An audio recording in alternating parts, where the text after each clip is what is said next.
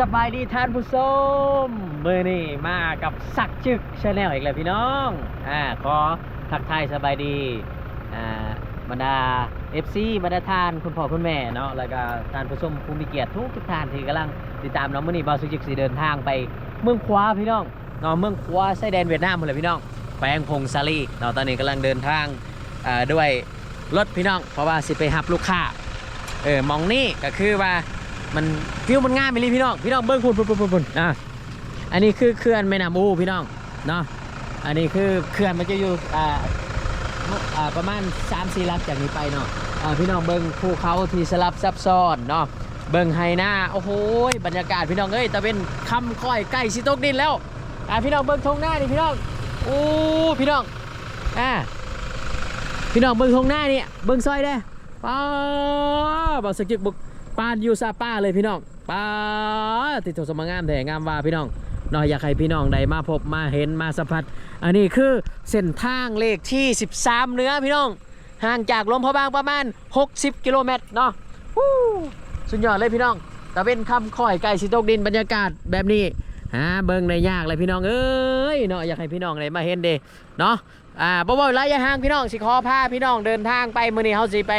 นอนอยู่น้องเขียวเนาะบรรยากาศระหว่างทางสิเป็นยังไงฝากพี่น้องกดไลค์กดติดตามหรือว่าทานมีคำคิดคำเห็นยังไงสามารถคอมเมนต์มาเลยเนาะพี่น้องเนาะผู้ใดอยากมาเที่ยวลาวพี่น้องเอ้ยสามารถติดต่อหาเบาสักจึกได้เด้อ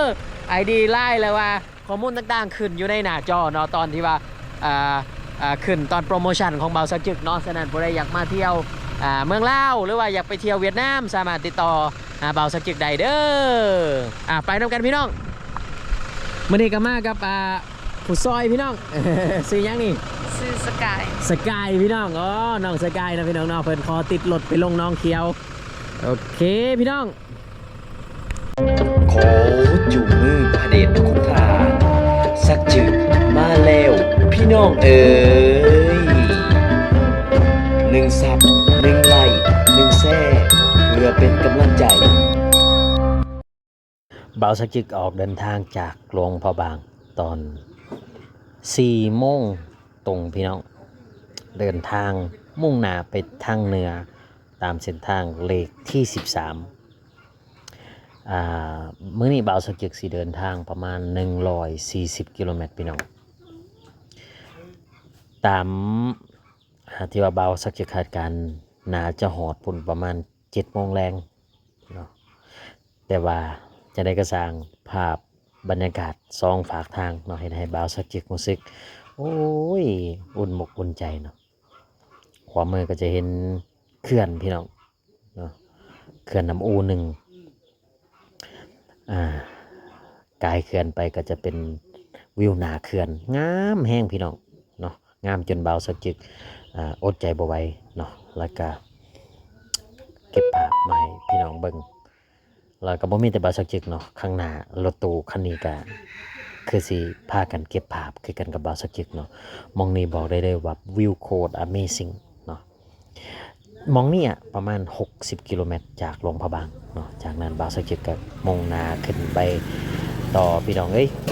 เนาะกับระยะทางโอ้ยแสนจะยาวไกล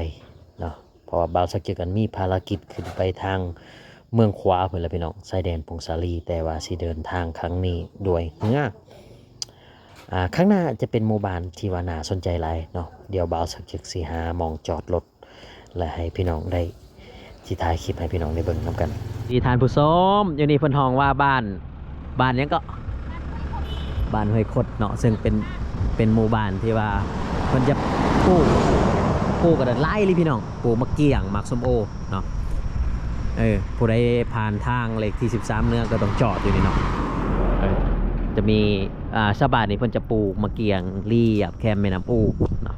มะเกี่ยงมักส้มโอแต่ว่าทางนี้เพิ่นจะบ่ฮ้องมักส้มโอเพิ่นจะฮ้องว่ามักพุกพี่น้องหลายซะเนาะมีน้ำผึ้งพี่น้อง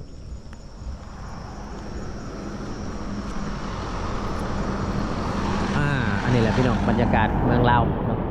มีหลายอย่างให้เบิ่งพี่น้องถนนเส้นนี้มีเสน่ห์แห้งเนาะกว่าเฮาสิฮอดน้องเขียวตอนนี้เวลาประมาณ5 โมงครึ่งแล้วพี่น้องเนาะ5 โมงครึ่ง นี่คือบรรยากาศเนาะบัดกลับมาเด้อสิมาสื่อซอย ตอนนี้สิขึ้นไปเมืองควาอันนี้จะห้องหมากยัง มักปุก นี่หมากฟุก จะบูหมักสมโอหมักสมโอหรือหมักฟุก มักปุก หมักสมโอหรือหมักฟุก มักปุก หมักฟุกพี่น้อง อันนี้ได้หมากยัง เกียง หมักเกียงเนี่ยโลจะได้นี่ โล15,000 115,000 บาทบัดมาไอ้สิมาสื่อซอยไปเมืองควาอ่ะพี่น้องเดินทางต่อบัดมาจังสิมาเวสื่อ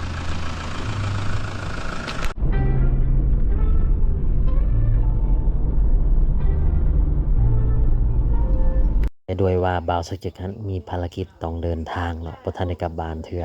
แต่ว่าตอนกลับมาจะซื้อไปเนาะเพราะว่าซื้อก็คือสิกินบ่กินแล้วไปอีกพอประมาณบ่าวสักจิกก็ไปฮอดบ้านน้ำท่วมพี่น้องโอ้ยมาฮอดหม้องนี้ทางมันยากแฮงพี่น้องเพราะว่าทางเก่ามันขรุขระนะเฮ็ดให้ลำบากหน่อยหนึงในการที่จะเดินทางเนาะ บ้านน้ำท่วมนี่ก็จะเป็นคล้ายๆกับเป็นที่จริงมองนี่เจริญในพี่น้องยกเว้นหนทางบ่เจริญเพราะว่าเป็นเขตเศรษฐกิจการค้าที่ขึ้นกับเมืองลำบากเนาะมาพอแต่ไกลน้ำท่วมไปก็จะหอดปากมองเนาะมองนี้จะเป็น3แยกพี่น้องถ้าเลี้ยวซ้ายขึ้นไปจะไปทางอุดมไซเนาะแต่บ่าวสักจิกเลี้ยวขวามาทางเมืองลำบากเนาะเพื่อมุ่งหน้าไปยังน้องเขียวมื้อนี้ปลายทางของบ่าวสักจิกอยู่ที่น้องเขียวขณะนี้เวลาประมาณ 7 โมงแรงบ่าวสักจิกก็มาฮอดพี่น้องมาฮอดน้องเขียวอันนี้คือน้องเขียวพี่น้องจะเป็นเมืองใหม่เนาะเพราะว่าเมืองเก่าจะอยู่ทางเมืองง่อยปัจจุบันนี้น้องเขียวก็จะเป็นไฮไลท์สำคัญในการเดินทางโอ้เป็นตาฮักตาเพกตัวอาหารเนี่ยนะมียังกินได้มื้อนี้เนาะมียังได้นี่นะมีพี่น้องมีอบหมูกับเกี๊ยวหน่อไม้ส้มชาข้าวเหนียวมา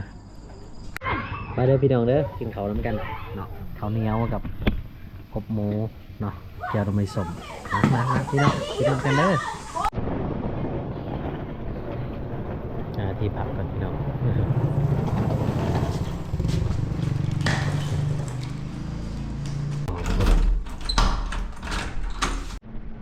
นี่ก็คือ